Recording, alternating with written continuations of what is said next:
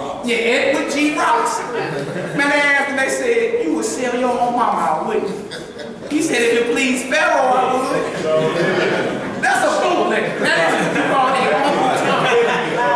is straight up. It can't be like that, y'all. We got to get back to our God. Our God loves us, right?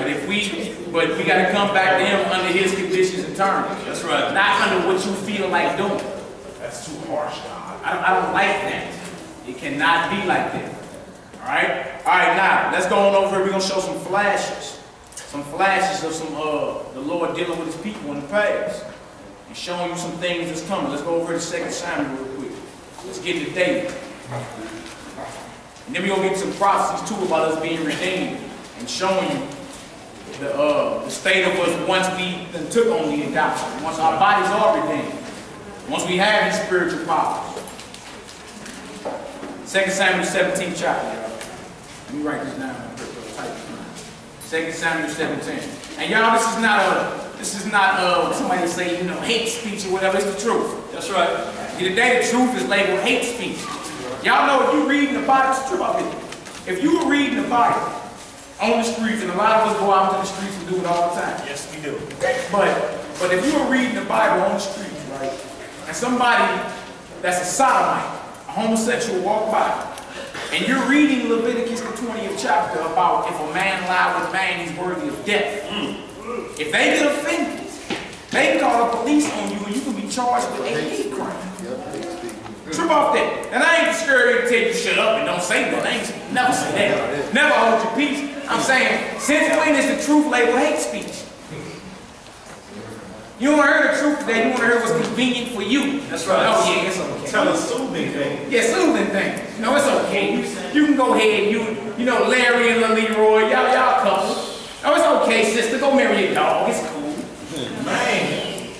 You want to hear that? Right? I pronounce you Shih Tzu and white.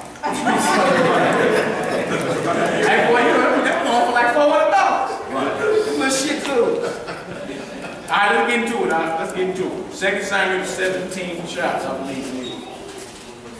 Start at verse 1. We're going to read like 1 through 12. We're going to get into David and Goliath. And show you when the Lord dealing with His people, when you keep in His charge, He do miraculous things for us, man. That's right. The fact that we are still in existence and steady population, we're steady reproducing. After they through all this stuff at us, that's a miracle in itself. Right. Anybody else would have been wiped off the planet. That's right. All this stuff been thrown at us. Germ warfare, drugs, gangs. You thought the gangs was just invented right here. Man, the gangs is a CIA invention. Guess what? Used to divide the so-called blacks and Hispanics. That's right. To keep you warned against each other. And how they do that, they put the dope in, and the Chinese or Russian AK-47s. How you got a Russian Kalashnikov chopper and you ain't never been to Russia? Where that come from? How you got a Chinese AK and never been to China? So who's importing the goods for you to get so you can wage war in your own community? You feel me?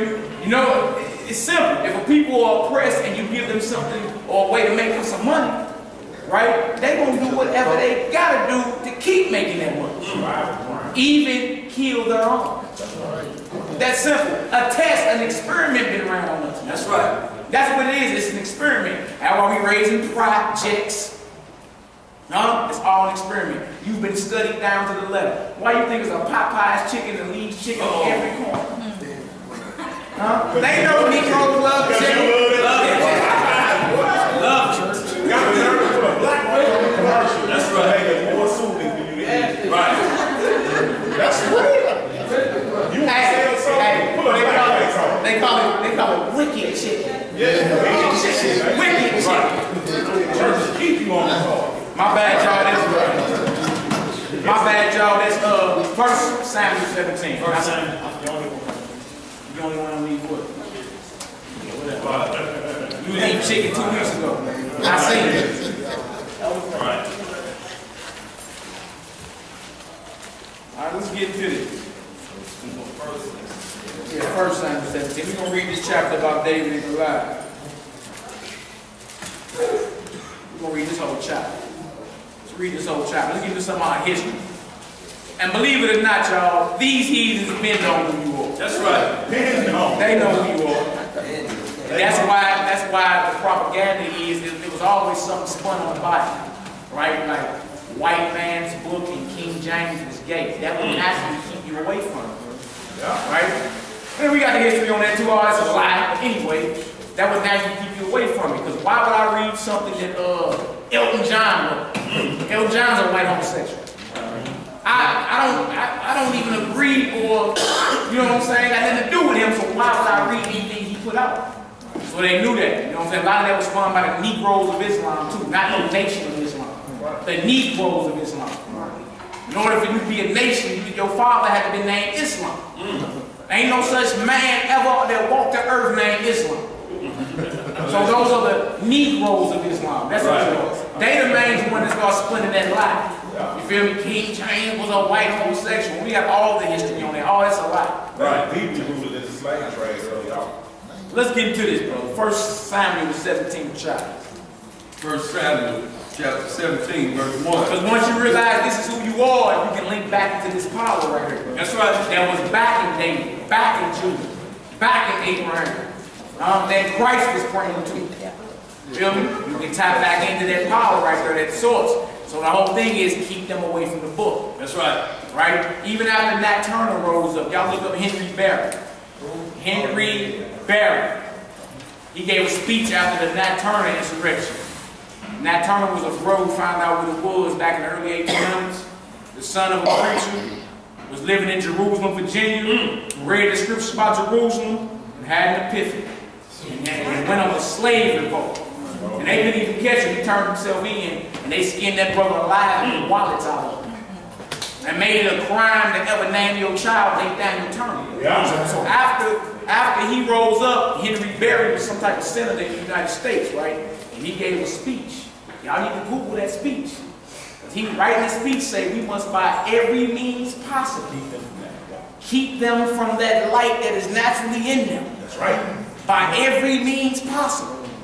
You see that? So he's acknowledging what it is, but he's saying, look, man, if we want to keep running this thing, we need to keep them away from the light. That's right. So what they do, they come up with their own religion. They pass through Catholicism, Christianity, whatever you want to call it, that's not in the Bible. And they gave you Negro preachers like Creflo Dollar to make you think that's what was in the Bible. That's not in the Bible, nowhere, shape, form, or fashion. Christ taught the commandments of his Father, and he told you how to walk in faith. Faith and commandments. That's what the whole Bible is about. That's right. Repentance, faith, and commandments. That's right. The rise, fall, and soon coming redemption of God's people. That's what the Bible is about. You feel me? They got you thinking it's a religion, but you can't find none of it in there. None of it. All right, let's get into this, brother. 1 Samuel 17. 1 Samuel chapter 17, verse 1. Now the Philistines gathered together their armies to battle, and were gathered together at Succoth, which belonged to Judah, and pitched between Succoth and Azekah. Now, trip off this. People always want to claim that the Bible is not what you call today, dealing in race wars and all that, right? Race means your nationality, your nation, your ethnicity, your kindred. So what we see right here is the Philistines, one nation of people, about to go against the Israelites, another nation of people. Esau and Jacob banging in the womb. What is that? That's right. What the angel tell his mama? Two different nations are in your womb. That's why they fight. So how do we mend race relations in today's society? You can't. What you mean mend race relations? All we can do is come back to our God, and anybody of another persuasion want to serve our God, bless us to. That's right. You feel me? But we need to work on loving ourselves. Get ourselves together. So busy worried about everybody else. Get yourself together. Let's get it, brother. In Ephesians,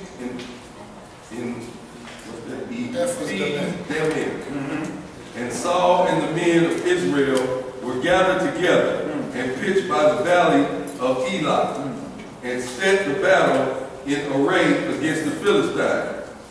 And the Philistines stood on a mountain on one side, and Israel stood on a mountain on the other side. And there was a valley between them. And there went out a champion out of the camp of the Philistines named Goliath of Gath, whose height was 6 cubits and a span. His height was what? 6 cubits and a You span. all know what an average cubit is. What's that? 18 inches. It's 18 inches. And his height was what? He was 9 feet, 9 inches. He was almost 10 feet tall. This guy right here. Don't say he was a champion. Alright? Let's read. And he had a helmet of brass upon his head, and he was armed with a coat of mail, and with the weight of the coat was 5,000 shekels of brass.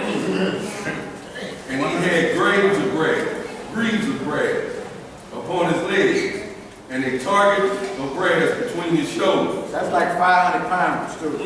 That's 5,000 shekels, like 500 pounds. That's body on. Come on, brother. And the staff of his spear was like a weaver's beam. And his spear's head weighed 600 shekels of iron. And one bearing a shield went before him. And he stood and cried unto the armies of Israel, and said unto them, Why are ye come out to set your battle in array? Am not I a Philistine, and ye servants to Saul? Choose a man for you, and let him come down to me. He talking all what you call a schmack. That's right. Come on. If he be able to fight with me and to kill me, then will we be your servants. But if I prevail against him and kill him, then shall ye be our servants and serve us. You see the wages that's on the table? Yeah. Huh? In order for us to serve y'all, y'all might have to kill me. That's what he's saying. Right? But if we get on y'all, y'all might serve us. That's what it is. It's freedom, it's life and death on the table, right here. That's right. Let's read. And the Philistine said, I defy the armies of Israel this day. Give me a man, that we may fight together. When Saul and all Israel heard those words of the Philistine, they were dismayed and greatly afraid. Now David was the son of that Ephrathite and Of Bethlehem. of Bethlehem, Judah, whose name was Jesse, and he had 8 sons, and the man went among men for an old man in the days of Saul. And 3 elder sons of Jesse went and followed Saul to the battle. And the names of his 3 sons that went to the battle were Eliab, the firstborn, and the next unto him Abinadab, and the third Shammah. And David was the youngest, and the 3 eldest followed Saul. David the baby boy, huh? Little brother. Okay, let's keep reading. But David went and returned from Saul to feed his father's sheep at Bethlehem. And the Philistines drew near morning and evening, and presented himself 40 days. So is he talking noise to our people for 40 days straight? Mocking, laughing. See that? Let's read. And Jesse said unto David his son, Take now for thy brethren an ephah of this parched corn, and these 10 loaves, and run to the camp to thy brethren, and carry these 10 cheeses unto the captain of their 1,000, and look how thy brethren fare, and take their pledge. Now Saul and they and all men of Israel were in the valley of Eli, fighting with the Philistines. And David rose up early in the morning, and left the sheep with the keeper, and took and went, and Jesse had commanded him, and he came to the trench, and the host was gone forth to the fight. He shouted for the battle. And shouted for the battle. For Israel and Philistine had put the battle in array, army against army. There are a lot of wars in the Bible too. That's right. A lot of these scriptures are purposely stayed away from. They don't want you in a certain mindset in dealing with this Bible. They want you to think everything is flowers, peaches, and cream. That's right.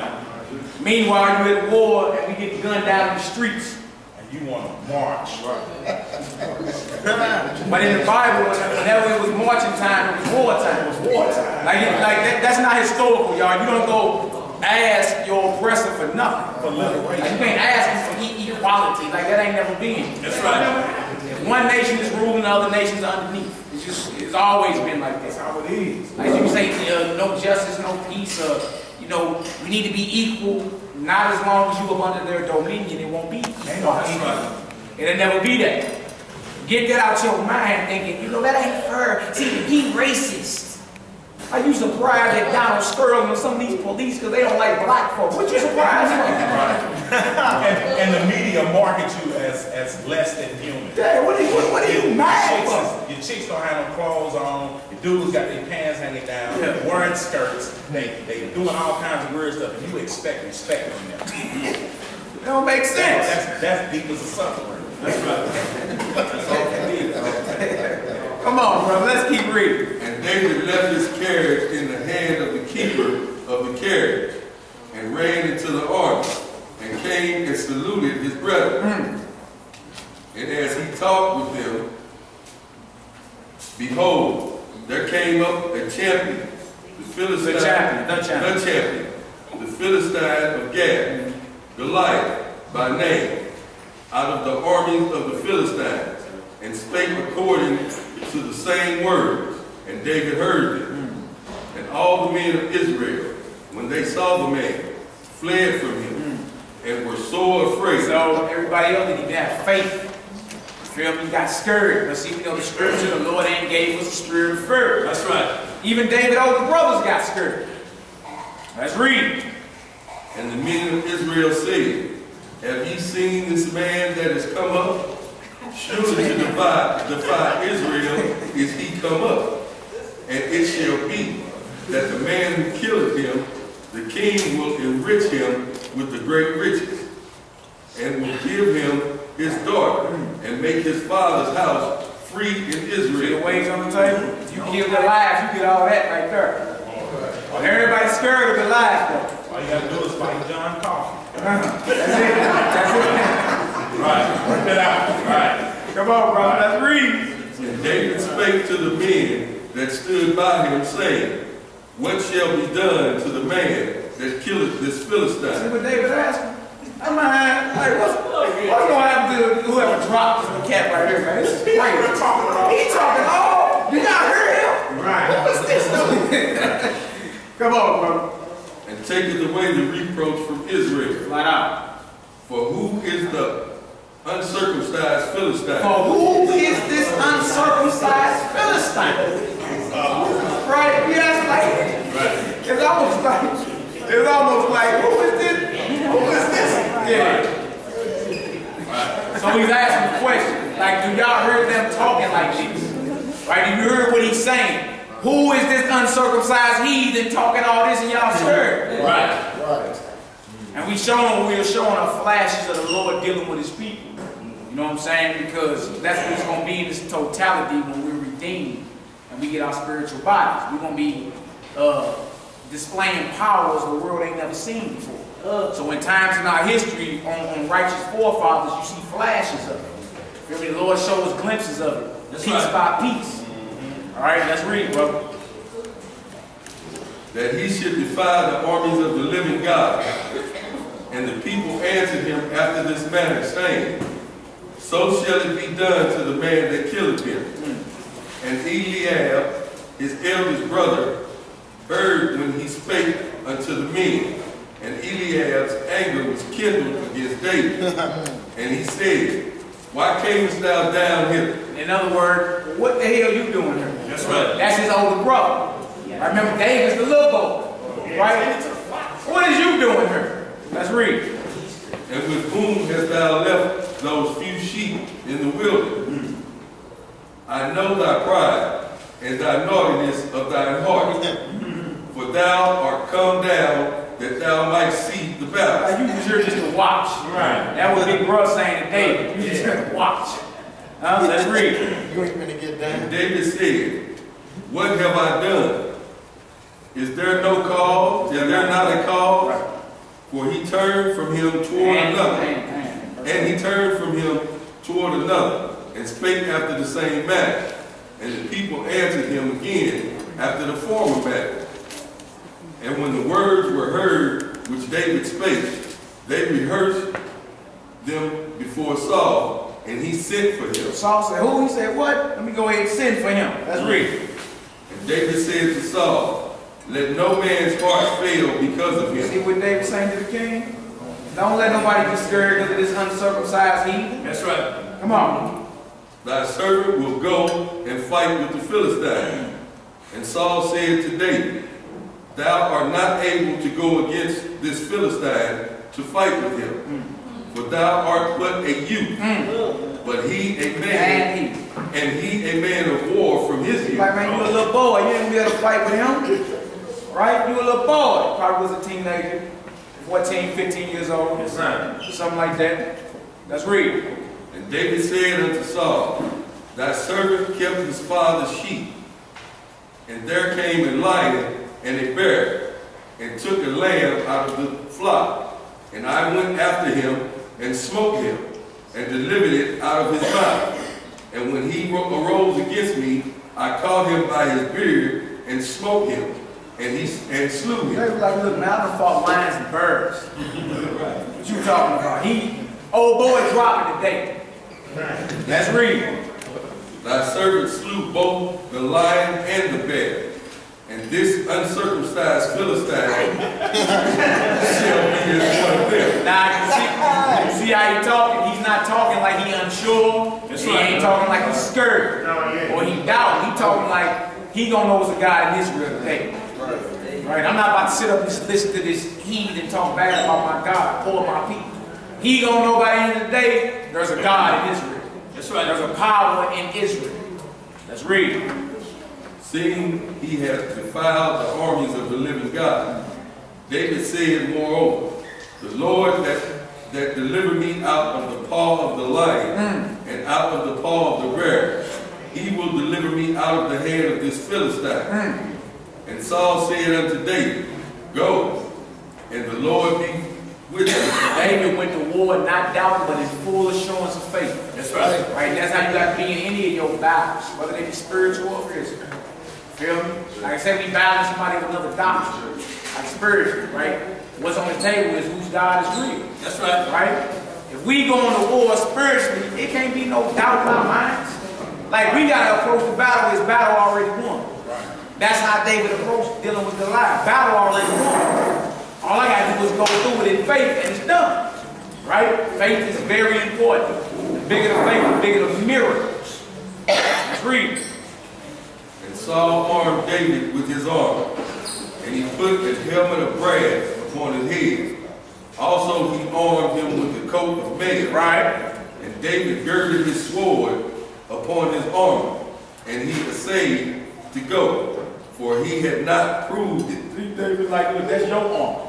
And that's another thing spiritually. You got to get your own armor. You got to sharpen your own sword. That's right. You can't be dependent on somebody else to come rescue you, and you done went over here and chopped these Muslims down so you thought that they knew more than you.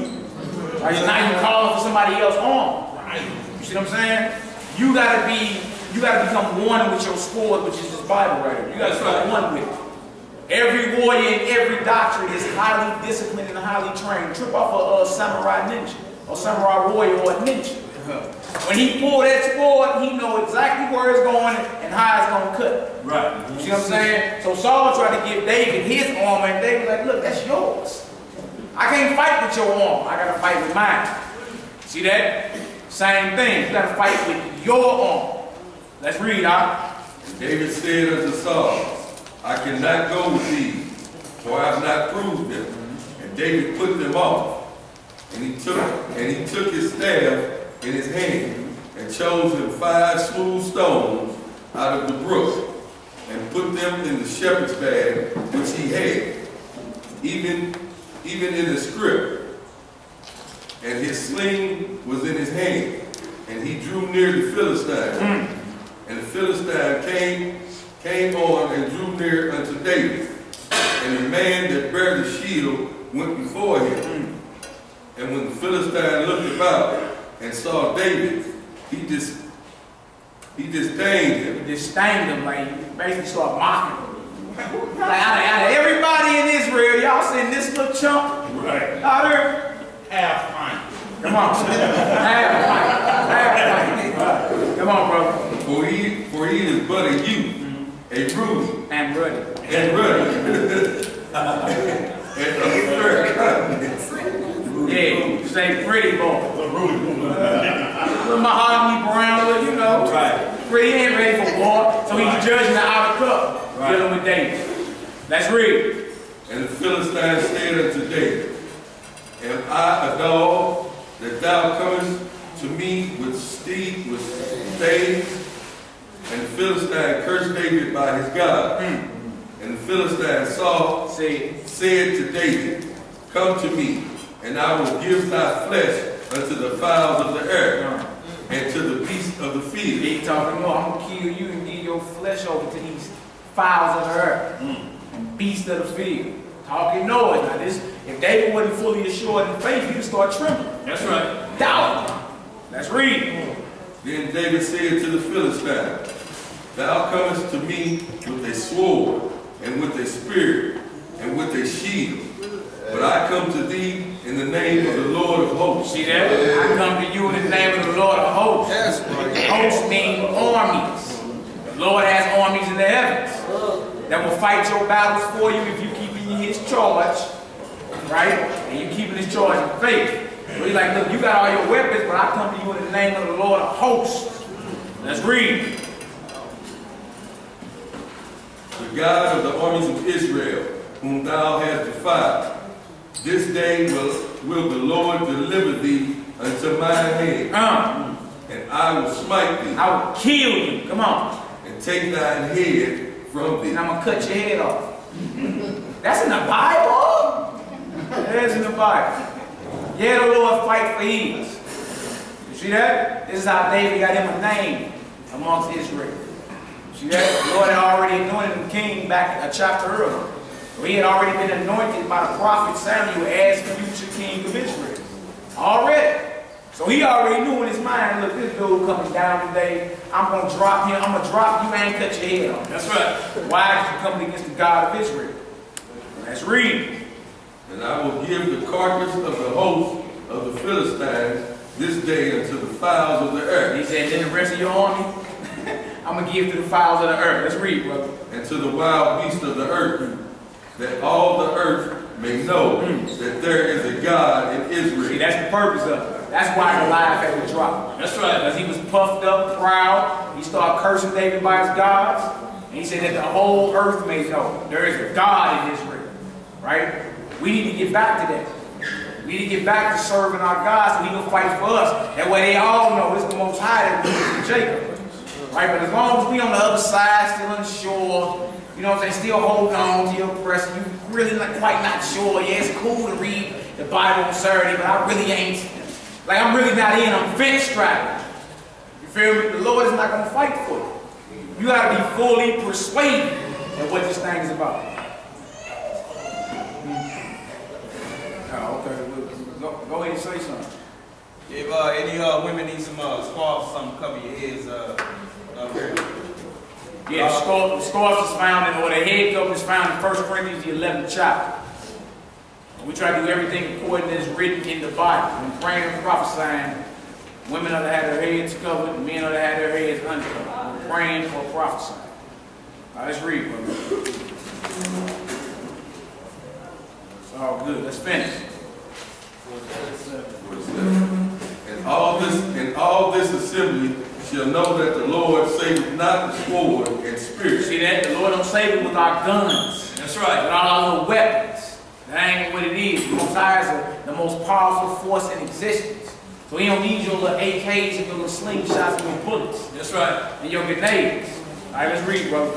And he will, for the battle is the Lord. The battle is who? Is the Lord. Right.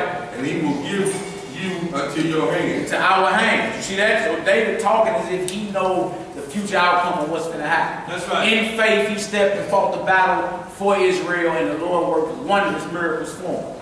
Let's read. And it came to pass, when the Philistine arose and came to draw nigh to meet David, that David